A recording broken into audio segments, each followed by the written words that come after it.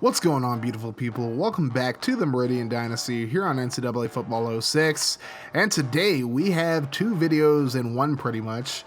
So we're going to start off with the highlights of the national championship between number 2 Tennessee and number 1 Purdue. And then we're going to show you the offseason as well. I just decided to put them into one big video because the way that I edited both videos ended up making them both about like 10 or 11 minute videos, so I just decided why not merge them. These are two very awkward teams to be in the national championship, considering the fact that IRL, both of these teams finished 5-6 and both didn't play in bowl games, let alone the national championship. But here you got Tennessee led by Eric Ainge at 11-1, and then you have Purdue led by Brandon Kirsch at 11-0. So here we go, Tennessee with the football first. Here's Eric Ainge rolling to his right, throws over the middle, and it's caught. Number 13 making the grab down the field, first down Vols. So now 1st and 10 from the 42. Here's a handoff to Gerald Riggs. He runs over a defender, and Riggs is just short of the 50. He picks up 7. Now 2nd and 3, handoff to Riggs again. This time he's able to pick up the first down into Purdue territory. So now 3rd and 12 for the Vols. Ainge going to drop back. Looking, throws it deep. He wants Robert Meacham, and Meacham makes the grab in the end zone. Touchdown Volunteers as they strike first. It's 7-0 Vols. So now the Boilermakers get the ball. It's 3rd and 5. Kirsch gonna fake it to Void. Rolls to his right, hit as he throws, and it's nearly intercepted, but it's tipped away by Jonathan Heffney, and now the Vols take over. 2nd and 10. Here's a handoff right up the middle. There's Riggs into Purdue territory, picks up the first down. So now 1st and 10, Ainge, and again the handoff to Riggs, and he's blown up in the backfield this time. He's going to lose about 3. Now 3rd and 13, Ainge from under center, rolls to his right, throws it deep, and it's incomplete, just overthrows his intended target this time, and the Vols punted away. So now Purdue ball at the 14, Kirsch hit as he throws, caught, and the receiver's going to pick up the first down up to about the 24-yard line. So now 3rd and 7, Kirsch with the play fake, looking down the field, and he's going to be brought down for the sack. That's going to force a Purdue punt, so now Tennessee ball from the 34. Ainge drops back, throws right side, and it's caught. Allen up the right sideline. He's going to get caught at about the 23-yard line. First down Vols. So now, last few seconds of the quarter, here's Riggs right up the middle. He'll pick up the first down, and he gets up to about the 4. That'll end the quarter. Tennessee up 7-0 over Purdue. So now 2nd and goal as we begin the second quarter. Handoff to Riggs. He runs over a defender and gets into the end zone. Touchdown Vols. And they take a 14-0 lead over the top-ranked team in the nation. And now Purdue really has to step up here. But then Kirsch going to be brought down for the sack. Justin Harrell gets to him. That's going to lead to a 2nd and 17. Kirsch throws right side, and it's caught for a 10-yard gain. That's going to lead to a 3rd and 7. Kirsch out of the shotgun. He has time, throws over the middle, and it's tipped away, incomplete. And Kirsch, who was a Heisman finalist, is really struggling so far in this game as Tennessee takes over. Here's Riggs, gets to the outside. Riggs able to get past the 50, up to about the 46-yard line. First down Vols. Now 2nd and 11. Handoff to Riggs again. Riggs gets away from the defense, runs over a defender. He's going to be just short of the 30, and it's going to be a new set of downs for the Vols. Now 3rd and 13 from the 34. Ainge drops back, throws off his back foot, and is tipped away. So now Tennessee going to settle for a 51-yard field goal. James Wilhoit out to kick this one, and it's going to be good. So now the Vols up 3 possessions already. Purdue really needs to get it going here as Kirsch throws left side, and it's completed. He finds Tidwell, who's going to run all the way down for the Purdue touchdown. And the Boilermakers are on the board. It's still 17-7 Tennessee.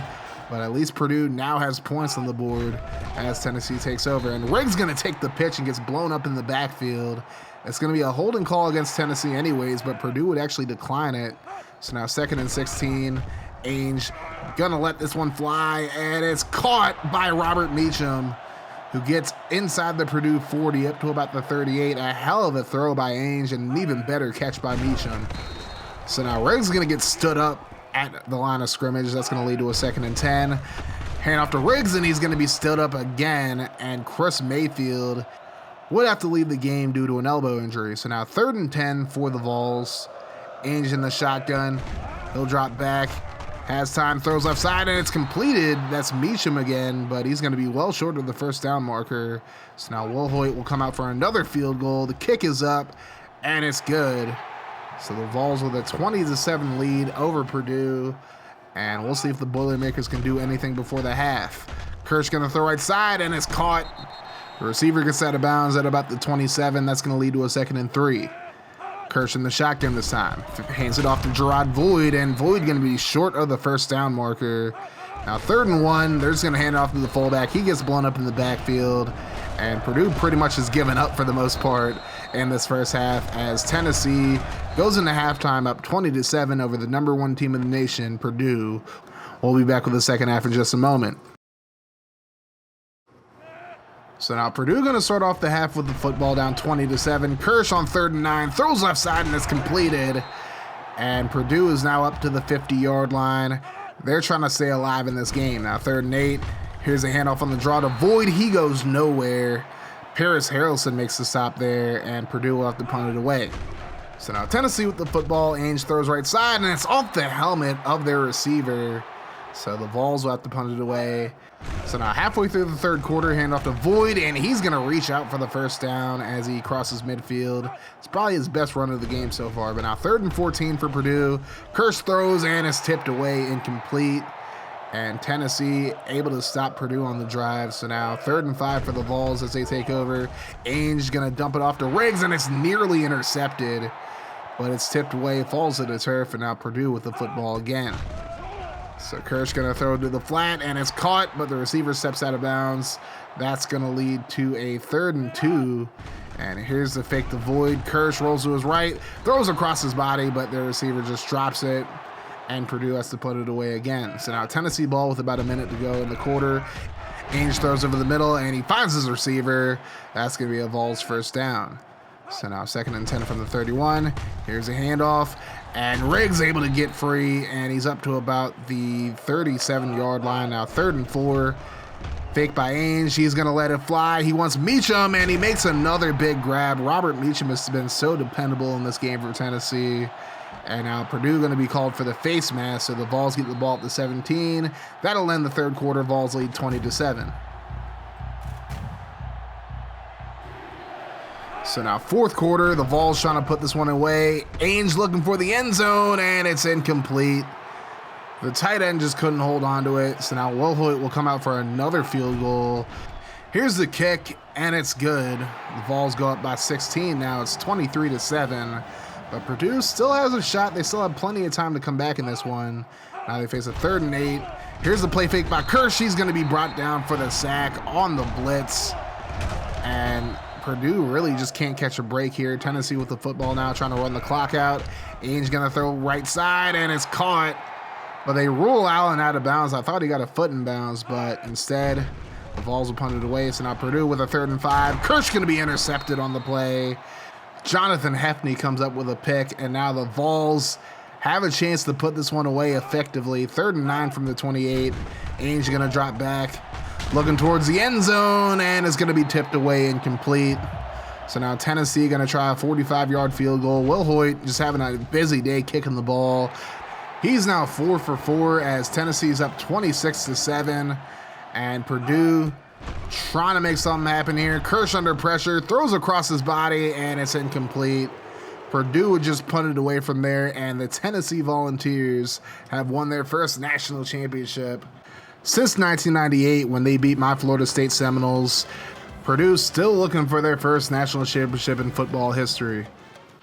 Looking at the stats, Eric Ainge didn't have to do a whole lot. 7-16 for 218 yards and a touchdown. He's only a sophomore, so he has 2 more years to make Tennessee a dominant program. Gerald Riggs, 80 yards and a touchdown on 34 carries. Not a great yard per carry average, but honestly, he was running all over Purdue in this one. Receiving-wise, Robert Meacham had 4 catches for 144 yards and a touchdown to lead the Vols. But honestly, the story of this game was the defense, and honestly, this Volunteer defense played lights out. This is like the epitome of how SEC defenses play nowadays. That's how they played in this one. Brandon Kirsch, not a very good game at all. 10 of 26, 133 yards, a touchdown, and a pick. On the ground, Gerard Voigt had 15 yards and 8 carries to lead the Boilermakers. Not a very good game for him today. They were led by Rogers, who had 36 yards on 2 catches, but none of these receivers really did a whole lot for Purdue. And the Purdue defense played really well in the second half, but I mean, honestly, they were nowhere to be found in the first half, and that's what ended up costing them the game outside of their offense, just really not doing much of anything. But congratulations to the Tennessee Volunteers. I know a few Volunteers fans who do follow me, so big ups to all you guys on seeing you guys win a virtual national championship, even though you guys haven't been very good in recent years. And most of the really good players on this team are coming back, so expect to see Tennessee in the national championship picture for years to come. So the final top 6, Tennessee is number 1, Boise State's number 2, Oklahoma's 3, Purdue drops to 4, Utah goes up to number 5, and Michigan is number 6. So now it's off-season time as we refocus on Meridian, and honestly, this is a very important offseason. Coming off a 2-10 season, we'll see if we can add any more Nighthawks to help out the development of this team. First, we'll look at the season stats. Logan Roberts led the team in passing yards and in touchdowns, and he looks to be the odds-on favorite to be the starter in year 2 of the franchise. For year 2, I'm probably going to depend on Richard Darwin a bit more in the running game. I did a lot of back spot committee, so Kevin Branson and Wes Smith got some carries, but Darwin was really, by and large, the best running back on the team. He led the team in carries, rushing yards, and touchdowns, although he was tied in touchdowns with Logan Roberts. Receiving-wise, DJ South has pretty much solidified himself as wide receiver 1. He's the only receiver with 1,000 yards and also had the tie for most touchdowns on the team with Jacob Hill. Each of them had 7, and expect Jalen O'Neal to have more of a role next year as well, as he had a better year than Andrade Edwards did. Roberto Ramirez was actually a first-team All-American this year, and he had 69 pancakes, 7 sacks allowed. That's a pretty good season, actually, considering how bad this offensive line was supposed to be, so big ups Roberto Ramirez. Looking at the defense, Jay Washington led the team in tackles. Greg Montgomery led the team in tackles for a loss and sacks. He had 10 sacks this year. Rory Bird and Alonzo Irving each had 2 picks. Miles Burrow led the team with 9 pass deflections. Greg Montgomery with 4 forced fumbles. Darren Houston had 3 recoveries. So we have a few pieces on this defense that are really good, but we just got to keep adding to them and keep improving our defense if we want a chance at contending. Skylar Lambert went 4 of 7 on the season in field goals, 32 of 33 in extra points. Considering how bad I am at kicking in this game, it's actually a miracle that I only missed 4 kicks altogether. Ray McWiff, not a great year punting overall. He only 3 punts inside the 20, and he sure did punt a whole lot, but only 1 touchback. Andrade Edwards is probably gonna be a return man next year, although DJ South will probably do the majority of the returning. I mean, Edwards wasn't a great receiver, to be honest, but he was pretty good in the return game. And now we move on to the actual offseason stuff, and we're putting a lot of stuff on recruiting. We're only going 10% on discipline, 35% on training, and 55% on recruiting. So it's a little bit risky. If we have a lot of troublemakers on the team, we might end up getting some sanctions in the future. So Lindsey Show is the only player that really had an impact on the team that will be leaving. He was the defensive captain this year, but he'll be leaving Meridian this year after a relatively pedestrian season, 19 tackles, 2 sacks, and 3 forced fumbles. But he'll still definitely be missed at Meridian. And we do have 4 transfers coming in. We have Bush, the quarterback out of USC, Warren, a running back out of Colorado, Ingram, a wide receiver out of Cal, and Prater coming over from Boise State. So a little bit of treachery there.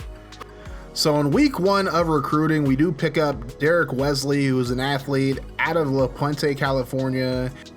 He is a 2-star athlete, so he's a little better than what we're expected to get. And he ran a 4.46 40. His field awareness is a C+, and his vertical is 39.2. His bench is 285, and his squat is 415. And it'll be interesting to see where he goes. In week 2, we had no commits, so that's kind of disappointing. But in week 4, we end up pulling out 4 players in Matt Hicks, Mark Eugene, Mike Harvey, and Brian Landry. So we got 2 corners, a tight end, and a guard. Let's go through each of them real quick. Matt Hicks is the 87th ranked corner in the nation out of West Hollywood, California. He's a 2-star prospect that we didn't do a lot of scouting on before we signed him, so we'll have to see what we get out of him. Then we got tight end Mark Eugene out of Idaho Falls, Idaho. He's a 1-star prospect, 469.40, nice, and he has a pretty good squat as well. Mike Harvey out of Clovis, California. He's a 1-star prospect, a pretty decent vertical, not a great 40, and his bench is pretty disappointing as well. Then we got Brian Landry out of Rupert, Idaho, and we definitely could use the help on the offensive line. 520 squat, 435 bench, that's pretty good. And then we sign another corner and another guard in Cornelius Bonds and Tyler Turner.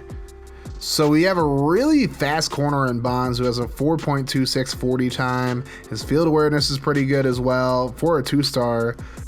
So we might be able to use him on offense. And Tyler Turner is another guy who could help us out immediately on the offensive line. 595 is his squat max. That's beautiful right there. So Purdue may have not won the national championship, but even being in the national championship game definitely helped out their recruiting, and they have the #1 class in the nation. Texas is number 2, Iowa's number 3, and Oklahoma's number 4. Guess who has the worst one? Meridian does. And they only pulled in 8 recruits, so that's not really too surprising, even though they did get a 3-star, and Mississippi State and Colorado State didn't get a 3-star. But only getting 8 recruits is pretty bad. That is like by far the lowest amount among any school in this dynasty. So in year 2, Meridian is going to open the season up at Arizona State, battling the Sun Devils. And of course, the Oakley brothers are there, Kyrie and Ty Lee. So that'll be fun. Then they head back home to host Montana. Then they head out to play Texas A&M, and then Louisiana Tech is a home game. Then they head out to Fresno to take on Fresno State. Then they head home to take on Hawaii. Then they have a bye week. Then they go to Idaho. Then they play Boise State at home. Then go to Nevada.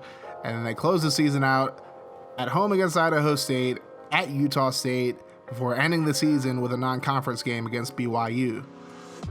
So Oklahoma is going to be the top-ranked team of the nation, with Tennessee at number 2, Michigan at 3, Miami at 4, gross, USC at number 5, and South Carolina at 6. So even though Purdue had the best recruiting class and are coming off an appearance in the national championship game, they're not ranked in the top 5.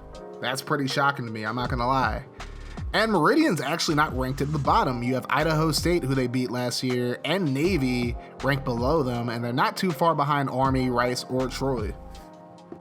Jared Zabransky came back after his great year last year where he won the Heisman. He's looking to win it again this year and is the top favorite to win the Heisman. You also have Jack Jackson, you guys probably recognize as the handoff god from the FGFL. Then you have Brian Brom there as well. So plenty of pretty good candidates there to possibly win the Heisman. So now we're getting ready for year 2. It probably isn't going to be a bowl year, but honestly, I'm hoping it's going to be a better year than year 1 was. And if you guys want to be a part of the Meridian Dynasty, well, boy, do I have news for you guys. All of the transfer players, all the recruits from this past season, and any players from last year that were red shirts and haven't already been named by a subscriber are now fair game. I'm going to put a list of those players and their top attributes in the comment section, and I'm going to give priority to both YouTube channel members and patrons. If you're a channel member or a patron, you'll get the first crack at naming any of the players, and then pretty much I'll consider everybody else afterwards.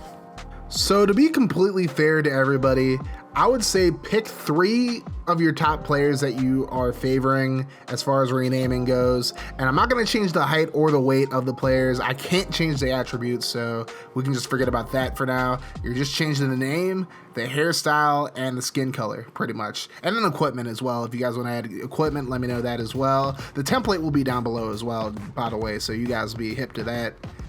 And if you have a player that's already been created and they haven't graduated yet, I will allow you to make another player, but I do want to give priority to those who haven't created a player yet, especially all my patrons and channel members who haven't made a player. If you have made a player and you are a patron or a channel member, I should say, I'll probably just have you go after the channel members and the patrons that haven't created a player yet, and then I'll let you make a second player. And then like everybody else will go pretty much. But basically, if you want a player, I would recommend picking 3 different players you're interested in just in case one of the other ones is picked. And I think I'll pick the name that I like the most, or like the player concept that I like the most. Obviously, the rules are make sure you haven't used the name in any other series before. Make sure the name's appropriate. And honestly, just use common sense when making your players, pretty much is all I'm going to say. But I am excited for year 2 of this dynasty, and I hope you guys are as well. Hit that like button and hit the sub button as well if you're new to the channel for more franchise and dynasty content here on Craniac Gaming. And we're going to keep that mofo rolling. Make sure you guys check out the other series that are listed on the playlist in front of you. I've been suffering in silence, and they paid me no mind. I've been stuck inside the shadows for a really long time. It feels like they forgot about me. Well, I'm here to remind you that the world is gonna hear me when it's my time to shine.